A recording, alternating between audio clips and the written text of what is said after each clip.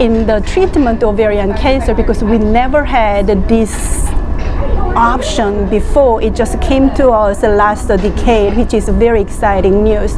However, we have to think about cost effectiveness. Financial toxicity is there for sure, and also quality of life, what they are looking for. They've been dealing with a very difficult time in their life with the surgery and the chemotherapy, and then considering some maintenance treatment after, when they think they are done, sometimes it is not easy.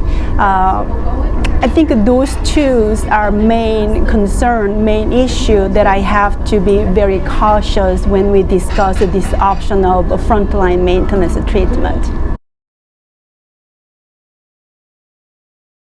As long as the patients relatively tolerate well with their chemotherapy, start to have that conversation earlier than later.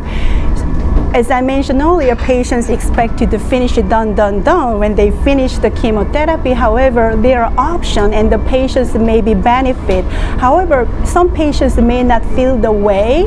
Once again, they're going through very difficult time in their life. So what I do is, later on their chemotherapy, I started talking about to make sure they know what I'm thinking. So when time comes, when the discussion needs to be done, they are not shocked or bombarded by some questions that they didn't expect to have.